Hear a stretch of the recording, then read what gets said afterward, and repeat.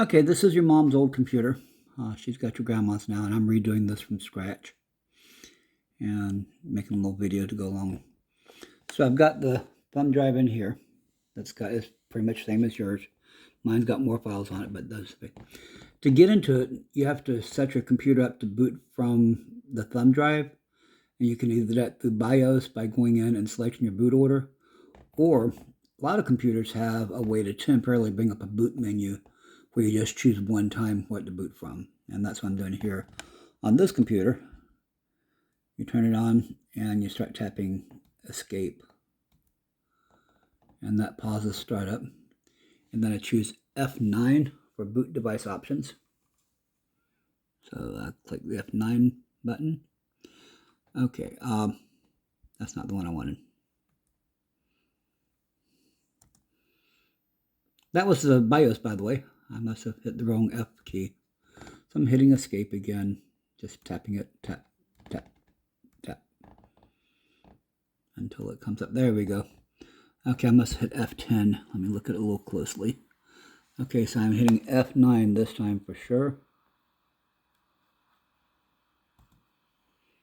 Okay, so now we got a choice between USB hard drive or boot from something else. So we're going to go ahead and boot from the USB hard drive, which is SanDisk. Yours will read a little different. I'm sure you'll. Okay, this is the menu you get. Go down. I'm going to put Windows 10 on this computer because it's a little bit older. And Windows 10 is a little faster. You've got Windows 10 and Windows 11, as you can see here and here. The PEs will let you boot from the thumb drive itself, like if you need to get into a computer to repair it or something. But don't worry about those right now. That's Windows Personal Edition. So I'm going to hit enter, and then hit enter for boot in normal mode.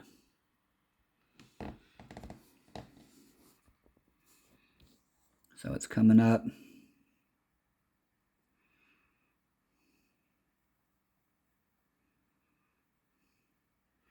Okay, these are the defaults that come up. English, English, and keyboard US, just hit next. If you don't have a mouse, you can use tab and enter to click the different buttons. But if you've got a corded mouse plugged in or one with a USB thing, that should come up. My mouse can do USB or Bluetooth, so I just made sure I put the USB plug in. Accept. Next. Then choose custom. And you're only doing drive 0. Click on each of those and then click delete until there's nothing left on drive 0.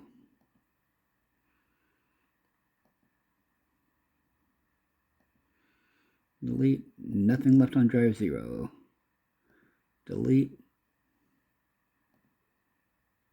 nothing left on drive 0.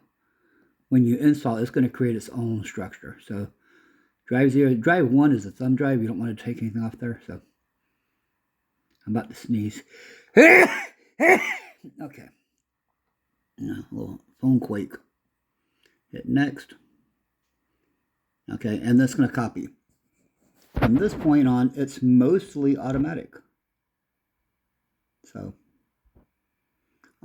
also, if it wants you to join or to create a Windows account if you don't have one already. If you don't want to do that, let me know and I can tell you how to bypass that.